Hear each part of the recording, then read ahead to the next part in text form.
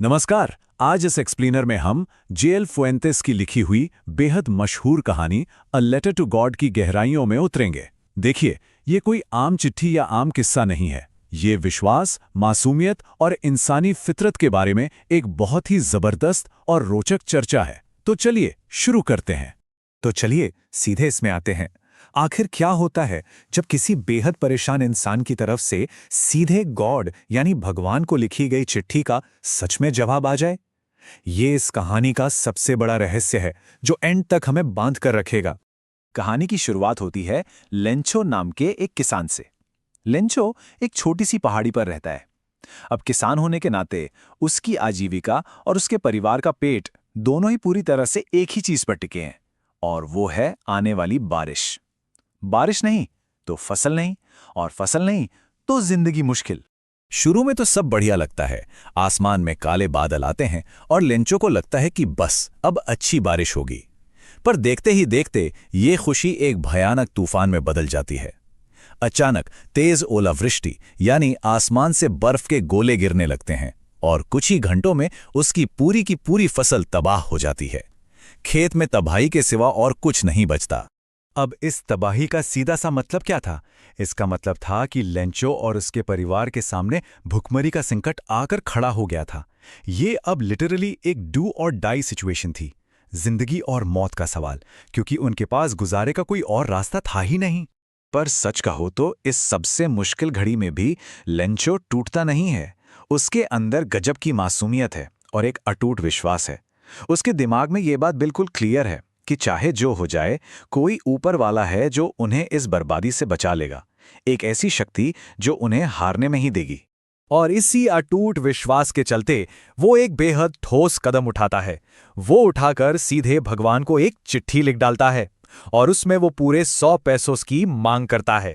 ध्यान दीजिए, ये कोई हवा में की गई प्रार्थना नहीं है।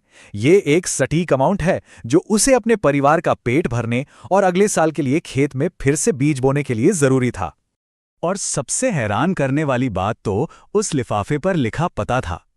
लेंचो बिना किसी हिचकिचाहट के उस एनवेलप पर सिर्फ एक शब्द लिखता है, गॉड, और बस इस चिट्ठी को ले जाकर पोस्ट ऑफिस के डाक डब्बे में डाल देता है, इस पूरे यकीन के साथ कि उसकी ये डाक सीधे भगवान तक जरूर पहुंचेगी। खैर, अब यहां से कहानी का रुख बदलता है और हम पहुंचते हैं पोस्ट ऑफिस में। वहां काम करने वाले कर्मचारी रोजाना की तरह दाग छांट रहे होते हैं जब उनके हाथ में ये अनोखी चिट्ठी आती है। और यहां से शुरू होती है एक ऐसी गुप्त और नेक कोशिश जिसके बारे में किसी ने सोचा भी नहीं होगा। तो जाहिर सी बात है, शुरू में तो इस पते को देखकर कर्मचारियों की हंसी छूट जाती है। पोस्टमास्टर भी पहले तो हंसता है, पर जल्दी ही उसकी हंसी एक गहरी चुप्पी और प्रशंसा में बदल जाती है। वो लेंचो के इस पक्के यकीन से इतना प्रभावित होता है कि वो फैसला करता है कि इस इंसान का विश्वास टूटना नहीं चाहिए। वो अपनी सैलरी का एक हिस्सा निकालता है, अपने दोस्तों और बाकी स्टाफ से भी थोड़े थोड़े पैसे इकट्ठा करता है ताकि इस किसान की मदद की जा सके। पर देखिए, इंसानी कोशिशों की भी आखिर एक सीमा होती है। अपनी पूरी ताकत लगाने और सबका पैसा मिलाने के बाद भी पोस्ट ऑफिस का स्टाफ पूरे 100 पैसों नहीं जुटा पाता। वो लोग सिर्फ 70 पैसों ही इकट्ठा कर पाते हैं। और ये चीज़ बहुत ही बखूबी दर्शाती है उस कमी को जो अनजाने में ही एक नए टकराव की नींव रख देती है। मांगी गई रकम थी 100 पैसों और जुटाए गए सिर्फ 70 पैसों। ये छोटा सा फर्क अब आगे चलकर कहानी को एक नया मोड़ देता है। अब पोस्टमास्टर बड़ी सावधानी से इन 70 पैसों को एक नए लिफाफे में डालता है और लेंचो का भ्रम और विश्वास बनाए रखने के लिए वो उस पर सिर्फ एक शब्द में अपने हस्ताक्षर करता है और लिखता है, गॉड, ताकि लेंचो को यही लगे कि जवाब सीधे ऊपर वाले से ही आया है। अब यहां आता है कहानी में एक बेहद हैरानगेज और अजीब मोड़। जब लेंचो को वो चिट्ठी और पैसे मिलते हैं तो उसे जरा सी भी हैरानी नहीं होती।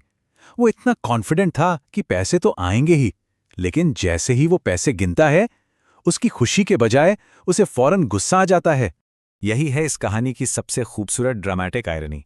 एक तरफ रियलिटी है जहां पोस्ट ऑफिस के लोगों ने उदारता दिखाते हुए उसकी चुपचाप मदद की, और दूसरी तरफ है लेंचो का परसेप्शन, जिसे लगता है कि भगवान तो गलती कर नहीं सकते, इसलिए जरूर इन पोस्ट ऑफिस के कर्मचारियों ने ही उसके बचे हुए 30 पैसों चुरा लिए हैं।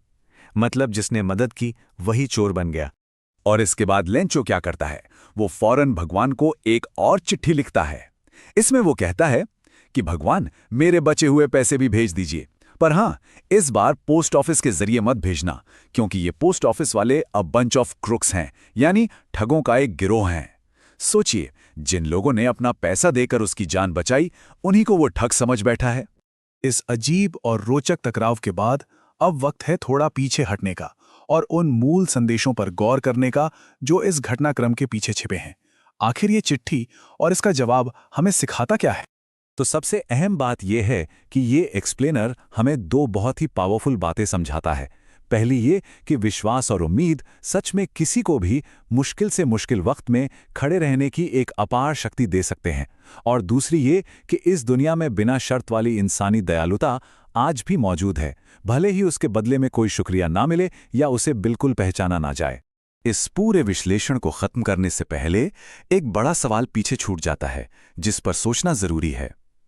क्या भलाई का कोई काम तब भी उतना ही मायने रखता है जब उसे पूरी तरह से अनजान छोड़ दिया जाए, या जब उस काम का श्रेय किसी और को मिल जाए?